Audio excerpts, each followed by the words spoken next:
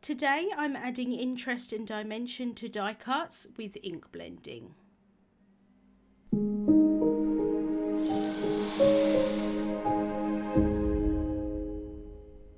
Hello there, Michelle Short here with Terrific Tags with Michelle. I'm here on the Altenew YouTube channel on the first and third Saturday of the month. So if you enjoy my videos, I'd love for you to subscribe. So let's get started. I'm using the brand new subscription called Creative Cuts. I absolutely love die cutting, so I'm really excited for this new subscription. This set here is called Houseplants, and I absolutely love that you can create a hanging basket. So all of the dies are inside, and then on the back it shows you how to layer up the pieces. This is the card that I made for the release. I really love how that hanging basket looks, but for today I thought I would do something different and create a freestanding pot and have the flowers going upwards rather than downwards. So I'm taking all of the dies here out of the packaging. So there's a few different layers for the pot, lots of different leaves and stems. There are some flowers. And then there's also a sentiment and the hanging piece, which I'm not using today. So I'm cutting all of the dies from Crafty Necessities cardstock. I'm starting off with what is the base layer of the pot, but it is going to look like it's the inside of the pot.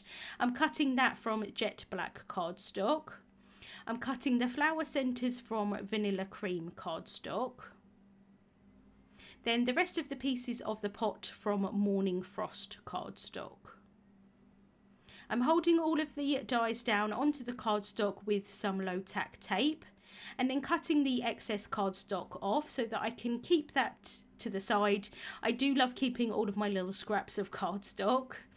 For the kind of vines and the leaves here, I've cut some from frayed leaf cardstock and then some of the others from bamboo cardstock, and then for the flower petals I'm using dewdrops cardstock. So I've got all of my pieces here ready to go to do some die cutting. So I can place them inside of the plates and run those through my die cutting machine. And then I can pop all of the pieces out. This piece here is made to be part of the hanging basket, obviously, so it would kind of hang down, and so I thought that that would look a little bit odd, obviously, for a freestanding pot, but I still wanted to have quite a bit of foliage for this. I wanted it to look quite full, so I'm cutting the top piece off and I'm just going to use that piece to make it still look like it's sort of hanging down over the side of the pot, but not like a hanging basket would. And then the other piece I can keep for a future project if I want to. I want to add a little bit of ink blending onto these die cuts just to add a little bit of dimension and interest to them. Otherwise they could look a little bit flat. So I've popped them down on my sticky mat to hold them in place while I do the ink blending on top. For the flower petals, I'm using the Sweet Dreams Fresh Dye Ink collection. I'm starting off with Dewdrops ink and using a micro blending brush. I just want to add the colour to these petals at the base of them. It's just going to make it look like they've got a little bit of shadow in the centre of the flower. So that was the Dewdrops, and now I can go in with a slightly darker colour of Aqualicious. I don't want these to be like really vibrant. I could have definitely gone much darker with my ink blending, but I do want to keep it quite subtle. But even just adding this small amount of ink blending really does make quite a big difference.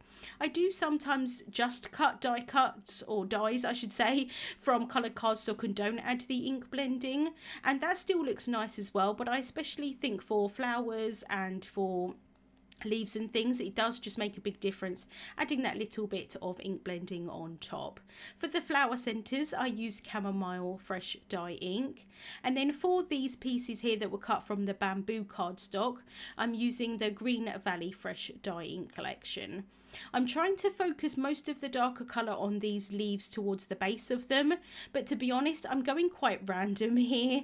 It's not really going to make a huge amount of difference where the shadows are necessarily, but it is going to make a big difference overall just having that bit of ink blending on them.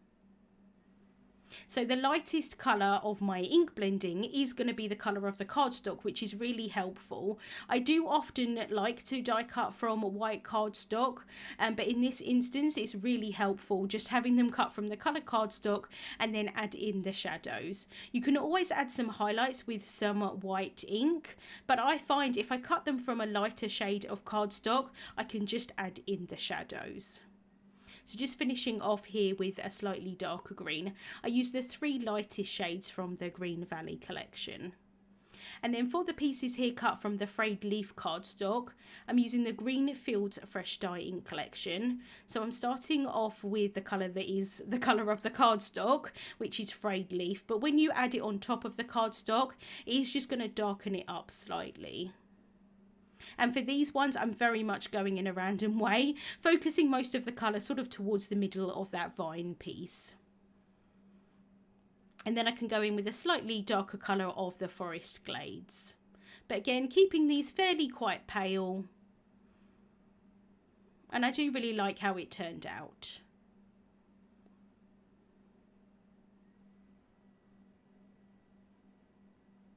And then for the pot, I'm using Jet Black Fresh Dye ink, which is from the same Green Fields collection. This time I'm using a mini blending brush because I have got a larger area to cover. For this pot here, this piece, it's kind of, you're only going to see the top of the pot on this piece, but I do just want to go around the outside edges just in case I don't line them up perfectly. It's still going to have the dark area around it. I started off trying to add ink blending to this piece and my brush was just getting stuck to the sticky mat and no ink was going on the die cut barely. I think it's because I had cleaned it previously from the green ink and I don't think it was completely dry, so I really struggled at this point. So I decided just to place them down onto a piece of scrap paper and I'm holding them in place with a little bit of low tack tape, and then I can just go around the outside edges with the ink blending. I have used my sticky mat since I've made this card and it was absolutely fine. So like I say, I think it was just a little bit wet from where I cleaned it. So just going around the outside edges of this pot here, I wanted to kind of look quite like a dark grey, but so I've got that kind of white highlight, well not white, a lighter highlight in the centre. For my pot, I want to have it sitting on something so it's not just kind of flying in space. So I wanted to create kind of like a banner piece. So I'm taking the largest die from the Terrific Tags die set, the one with the fishtail banner, and I'm going to do a little bit of partial die cutting. So I've held that in place on my cardstock with some low tack tape, and then I just want to cut to where the kind of top of the tag is. So I've placed my cutting plate towards the bottom, so anything that's underneath that cutting plate is going to cut, anything above it is not going to cut. So I can run that through my die cutting machine.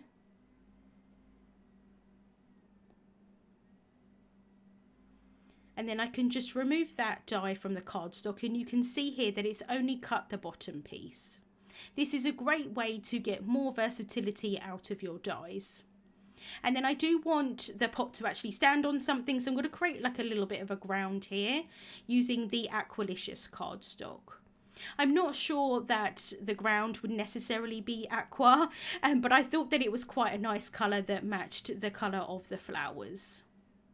So just running that through my die cutting machine, and then I am going to cut that down further a little bit later, but I'm going to cut this piece down here. I tried to place my die onto the white cardstock as straight as possible so that now I can cut this piece down so that it covers the whole length of this piece of cardstock, and I pretty much got it straight, but if I did need to cut a little bit extra off of the side of this banner, I don't think you would ever notice.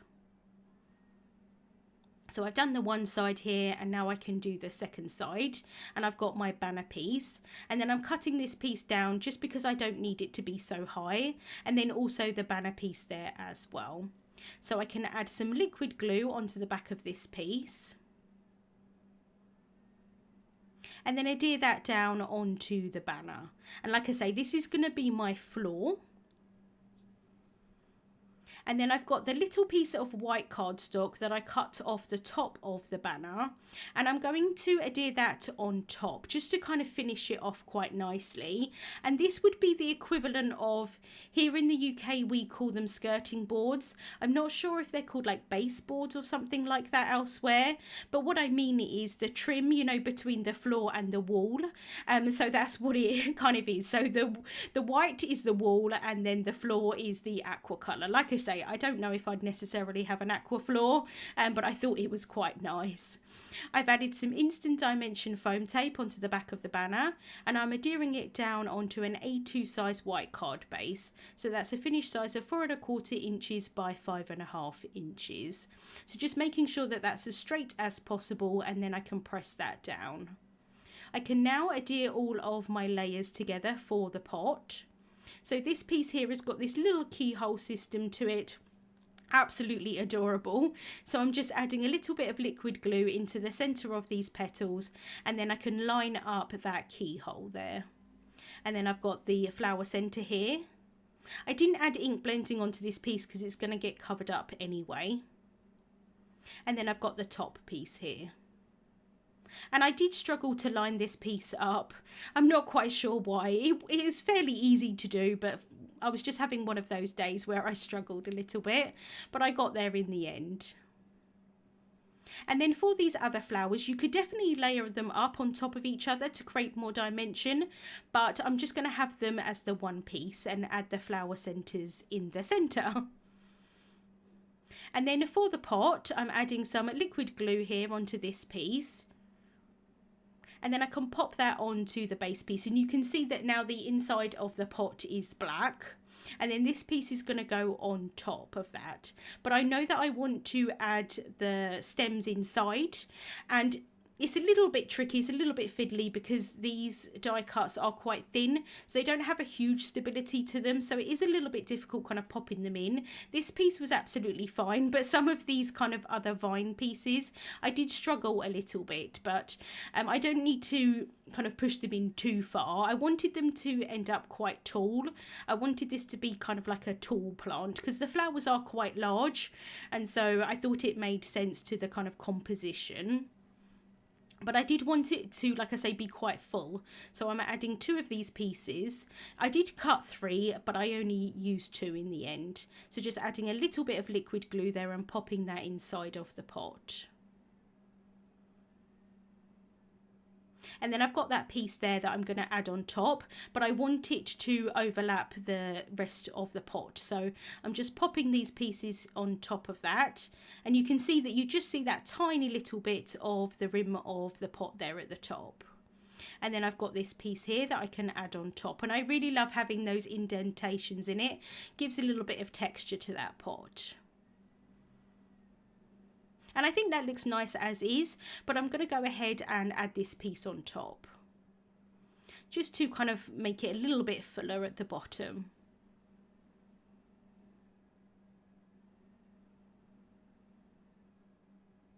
And then before I add the flowers on top, I want to adhere it down onto my card base. So I'm just adding some liquid glue onto the back of the pot, and then I'm just adding small dabs of the glue behind these leaves. I want some of them to kind of stick out a little bit. I didn't want it to be completely flat, but I didn't want to add any more dimension onto the card because I've already got that foam tape from the banner. So just adding some small dabs of the glue here. And then I can turn that over and pop that down onto the card. And one of the vine leaf pieces does overlap the top of the card just slightly, but I did try it in an A2 size envelope and it did still fit, thankfully. But you could definitely cut that off if you wanted to, or just make it a little bit shorter probably would be the answer to that. So just pressing that down, and then like I say, I want some of these leaves to be lifted up a little bit, but I do obviously want to make sure that they are still stuck down. The bulk of them are stuck down onto the card. I've added some instant dimension foam tape onto the back of the flowers, and I've just added them onto the petal pieces. My initial idea was that I was going to add some liquid glue behind where the flower centres are, so that could be stuck down onto the card like a little bit flatter, and then the petals would stick up a little bit, but I completely forgot to add the liquid glue, so it didn't end up quite how I wanted it to be, but it still turned out quite nicely, I think. So just adding this larger flower here up at the top. And then these are the ones that I wanted the flower centre to be a little bit lower. So I'm trying to sort of push them in, and it did work a little bit, but it would have been better if I'd added that liquid glue in there.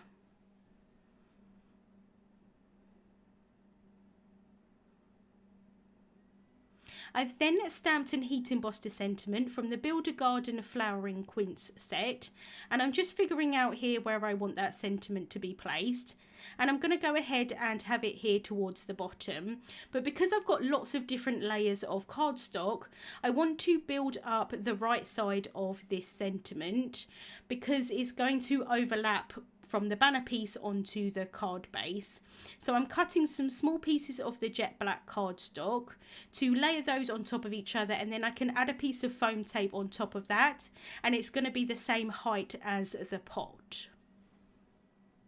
And then I can add a little bit of tape runner adhesive on the other side.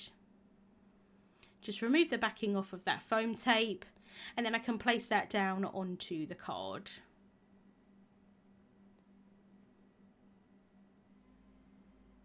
Just trying to get that as straight as possible. My pot is a little bit wonky, which was a bit unfortunate, but I don't think it looks too bad. I'm now taking the ivory pearl dots, which are my new favourite embellishment. I absolutely love them. I think this ivory colour in particular goes so well with lots of different colours, but there are also lots of other colours available in the pearl dots as well. So I'm using the perfect picker here just to pick them up and add a few onto my card. And I really love that these are quite small as well. I really love smaller embellishments. And then this is where I get to the point where I struggle, because I've got an even number of embellishments and I want an odd number, and where am I going to place the last one? I wasn't sure. I do actually quite like it down here, but I decided to pop it under one of the leaves in the end. So just popping it down there.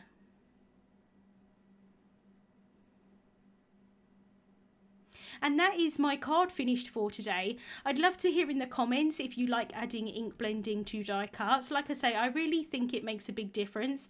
Even though it's quite subtle, I really love the look.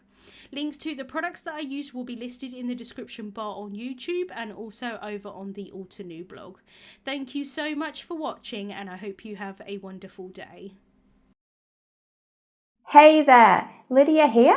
I really do hope that you've just enjoyed the video. If so, please subscribe to the Altenew YouTube channel. Also, turn on the notification bell so you can get your daily dose of crafty techniques and tutorials just like this. Thank you so much for watching. Bye-bye.